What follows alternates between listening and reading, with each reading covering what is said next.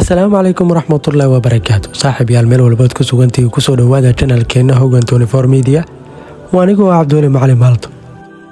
Qoryaha halista ee ridada dheer ee shiishka loo adeegsado waxaa laga yaabaa inaad ku aragtay filimaanta dagaalka ee kala duwan.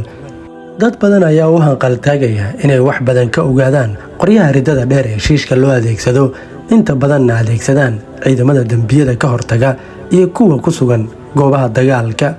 Marka laga soo tago tababarada gaarka ah ee uu qofka qorigan isticmaalayo u baahan yahay, haddana waa in la ogaadaa qoryahan meesha fog wax ka toogta noocyadooda inay badan yihiin, mar walibana kuwa cusub la soo saaro, kuwii hore loo soo saarayna dib u habeen lagu sameeyo. Haddaba qoryahaasi shiishka loo adeegsado ee ridada dheer, 5 ka mid ah ee aan warbixintan ku eegayno waxaa soo saaray wadamada kale ah Britain, Mareykanka, Ruushka, inkastoo oo ay weli jiraan kuwa ka halis badan kuwan ee aan liiskan ku jirin.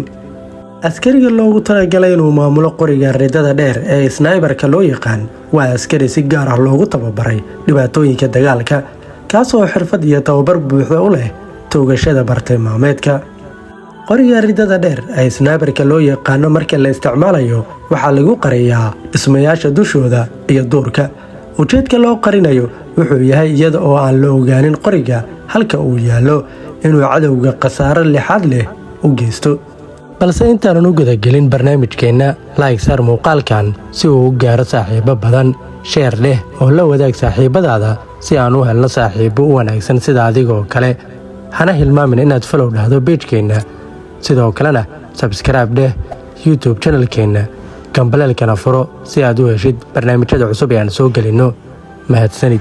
Haddaba waxaan halkan idinkula wadaagaynaa xogta 5 qori oo ka mid ah qoryaha ridada dheer ee sniperka loo yaqaano oo inta badan wadamadaasi isticmaalaan, dalalka kalena ay ka iibiyaan. Qoriga shanaad ee barnaamijkeena aan ku soo qaadanayno waxaa sameeyay waddanka Mareykanka, waxaana lagu magacaabaa USJ M200. Qorigan waa qori weyn oo aad u culus oo uu Mareykanku sameeyay sanadii 2000, waxaana loo nashqadeeyay in lagu weeraro cadowga ku sugan ilaa 2 kiiloomitir. Marka aad xabadda ka ridaysana waa inaad adigu maamushaa oo iskii iskuma maamulayo.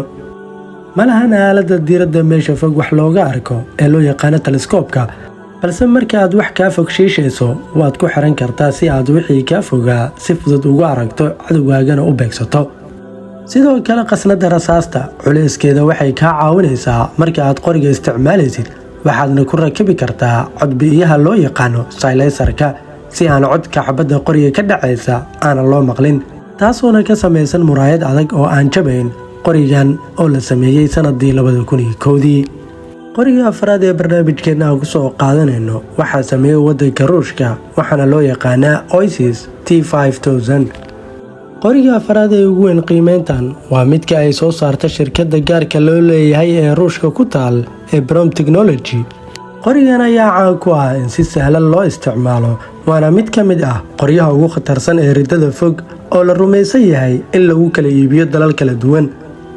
Qorigan wuxuu ka samaysan yahay maaddo aysan xabaddu karin oo ka samaysan bir, wuxuuna leeyahay nashqad aad u qurux badan. Sidoo kalena awoodda loo baahan yahay si loo yareeyo culeyskiisa waxaa lagu hagaajin karaa 600 ilaa 900 gram ama 1.5 kg, taasoo ay ku xiran tahay nooca soo saaraha. Wuxuu kaloo leeyahay 2 lugood oo miisaanka qoriga qofka ridaya la qaybsada xilliyada loo baahan yahay xoogga uu qoriga xajintiisa u baahan yahay in loo kordhiyo. Qoriga saddexaad ee barnaamijkeena waa US Barrett M82.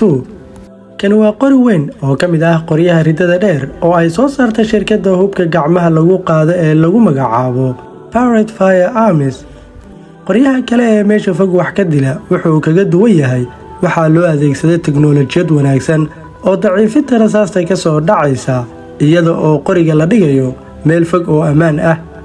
Birta uu ka samaysan yahay waa mid qabowga u dulqaadanaysa, waxayna leedahay dabool ku dahaaran qoriga afkiisa iyo 2 kaamiro oo gaar ah, waxayna sidoo kale birtiisa awood u leedahay heerkulka inay xakamayso xilliyada qoriga waqtiga la isticmaalayo ay qoryaha badowgooda kululaadaan. Wuxuuna leeyahay 3 lugood oo qoriga lagu xoojiyo, iyadoo qoriga loo adeegsan karo baabuurta sida qoryaha ABC-da xilliyada dagaalka. qoriga labaad ee barnaamijkeenna waxaa lagu farsameeyey waddanka Britain waxaana loo yaqaanaa British Accuracy International AW50. qorigan weyn oo uu Ingiriisku sameeyey wuxuu awood u leeyahay inuu dhinac kasta u leexdo oo marka aad isticmaalayso uma baahnid inaad kacdo oo aad toosiso. masaafada ugu dheer ee qorigan la dhigi karo waxna uu ka dili karo waa 2 kiiloomitir wuxuuna halkii mar uu kaydin karaa 5 xabadood oo xiriir ah. waqti xaadirkan qorigan waxaa isticmaala ciidamada gaarka ah ee dowladaha Australia iyo Ingiriiska.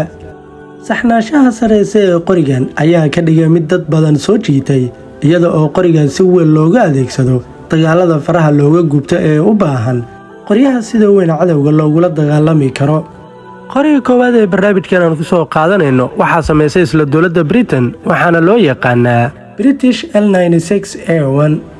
qorigan oo lagu sameeyay waddanka Britain waxaa la sameeyay sanadii 1982 ilaa iyo haddana qorigan heerkii uu taagnaa markii la sameeyay waxba iskama bedelin oo si aad ah ayaa loo daneeyaa weli.